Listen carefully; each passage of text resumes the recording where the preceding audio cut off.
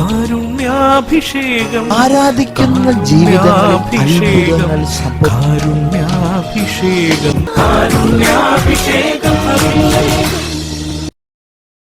പ്രിയ നിറഞ്ഞവരെ, പരിശുദ്ധ അമ്മയുടെ സ്വർഗാരോപണ തിരുനാളിൻ്റെ പുണ്യമാസത്തിലേക്ക് നമ്മൾ പ്രവേശിക്കുമ്പോൾ 15 നോയമ്പിലേക്ക് കൂടി നമ്മൾ കടക്കുകയാണ്. അമ്മയുടെ ഓരം ചേർന്ന് നടക്കുവാനും അമ്മയുടെ കരം പിടിച്ചുകൊണ്ട് സ്വർഗത്തെ ലക്ഷ്യമാക്കി ജീവിക്കുവാനും നമ്മെ ഒരുപാട് പ്രചോദിപ്പിക്കുന്ന ദിനങ്ങളാണ് ഈ 15 നോമ്പ് ദിനങ്ങൾ. എൻ്റെ ജീവിതത്തിൽ ഒരു മിനിറ്റ് പോലും ഞാൻ വെറുതെ കളയുകയില്ല എന്നുള്ള വിശുദ്ധ അൽഫോൻസ് ലിഗോരിയുടെ ഓർമ്മ ദിനം കൂടിയാണ് ആഗസ്റ്റ് 1. പരിശുദ്ധ അമ്മയുടെ സ്വർഗാരോപണ തിരുനാളിനെ ധ്യാനിക്കുവാനായി 15 നോയമ്പെടുക്കുന്ന ഈ മാസത്തിൽ അമ്മയുടെ ജീവിതത്തിൻ്റെ മനോഹരമായിട്ടുള്ള നന്മയെ നമ്മുടെ ജീവിതത്തിലേക്ക് ചേർത്ത് വയ്ക്കാം. അമ്മയുടെ പ്രാർത്ഥനാ ജീവിതത്തിലെ വളരെ പ്രധാനപ്പെട്ട 2 ഘടകങ്ങളെ ഇന്നേ ദിവസം നമുക്ക് ധ്യാനിക്കാം. ഒന്നാമത്തെ ഘടകം, എപ്പോഴും ദൈവ സാന്നിധ്യ സ്മരണ നിലനിർത്തിയിരുന്ന അമ്മയാണ് പരിശുദ്ധമ്മ. തൻ്റെ ജീവിതത്തിൽ നടക്കുന്നതെല്ലാം തന്നെ ദൈവത്തിൻ്റെ ഹിതമായി വ്യാഖ്യാനിച്ചുകൊണ്ട് അവയെ അംഗീകരിച്ച് ജീവിതത്തെ ദൈവത്തിന് പൂർണ്ണമായും സമർപ്പിച്ച പരിശുദ്ധമ്മ ഇതാ നമ്മോട് പറയുന്നു, നിന്റെ ജീവിതത്തിൻ്റെ പ്രാർത്ഥനയുടെ ഏറ്റവും ആഴമേറിയ ഘടകം ജീവിതം എപ്പോഴും ദൈവ സാന്നിധ്യ സ്മരണയിലായിരിക്കുക. എന്നെ എപ്പോഴും കണ്ടുകൊണ്ടിരിക്കുന്ന, എന്നെ എപ്പോഴും ശ്രദ്ധിക്കുന്ന ഒരു ദൈവം എൻ്റെ കൂടെയുണ്ട് എന്നുള്ളൊരു ചിന്ത തന്നെ എൻ്റെ ജീവിതത്തിൽ എത്രയോ സന്തോഷകരമായൊരു അനുഭവമാണ്. പ്രിയ നിറഞ്ഞവരെ, എന്നെ എപ്പോഴും പരിഗണിക്കുന്ന, എന്നെ ശ്രദ്ധിക്കുന്ന ഒരു ദൈവം എൻ്റെ കൂടെയുണ്ട് എന്നുള്ള ആ ചിന്ത, അത് തന്നെയാണ് ദൈവ സാന്നിധ്യ സ്മരണയുടെ ഏറ്റവും ആഴമേറിയ ഒരു ഭാഗം തന്നെ. അമ്മയുടെ ജീവിതത്തിൽ നിന്നും നമ്മുടെ ജീവിതത്തിലേക്ക് അത് സ്വാംശീകരിക്കാം.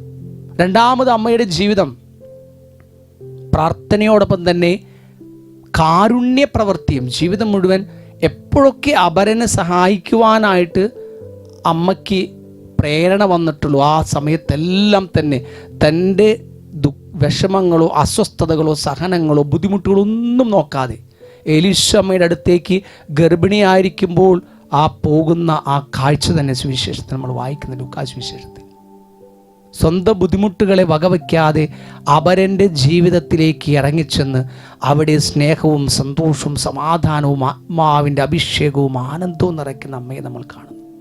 അമ്മ അവിടെ കാലുകുത്തിയപ്പോൾ ഇതാ എലിസബത്തിൻ്റെ ഉദരത്തിലുള്ള ശിശു കുതിച്ച് ചാടുകയാണ്, ആത്മാവിൽ നിറഞ്ഞ് ആനന്ദത്താൽ നിറഞ്ഞ് എലിസബത്ത് ഉദ്ഘോഷിക്കുന്നു, നീ സ്ത്രീകളിൽ അനുഗ്രഹീതയാണ്, നിന്റെ ഉദരഫലം അനുഗ്രഹീത, എൻ്റെ കർത്താവിൻ്റെ അമ്മ എൻ്റെ അടുത്ത് വരാനുള്ള ഭാഗ്യം എനിക്ക് ഇവിടെ നിന്ന്. പ്രിയം നിറഞ്ഞവരെ, പരിശുദ്ധ അമ്മയുടെ കരം പിടിച്ചുകൊണ്ട് എൻ്റെ ജീവിതം എൻ്റേതായ ബുദ്ധിമുട്ടുകളുടെ അപ്പുറത്ത് എൻ്റെ ചുറ്റുമുള്ള മനുഷ്യരിലേക്ക്, അവരുടെ ബുദ്ധിമുട്ടുകളിലേക്ക്, വിഷമങ്ങളിലേക്ക് സഹായ ഹസ്തവുമായി, കാരുണ്യത്തിൻ്റെ കാഴ്ചയുമായി, കണ്ണുകളുമായി ഞാൻ അവരുടെ അടുത്തേക്ക് കടക്കുമ്പോൾ തീർച്ചയായിട്ടും അവിടെ എൻ്റെ സാന്നിധ്യം ആത്മാവിൻ്റെ അഭിഷേകം കൊടുക്കുന്ന സാന്നിധ്യമായി മാറുകയാണ്. ഈ പ്രാർത്ഥനയുടെ ആഴമേറിയ 2 ഭാവങ്ങളെ പരിശുദ്ധ അമ്മയിൽ നിന്ന് നമുക്ക് സ്വന്തമാക്കാം.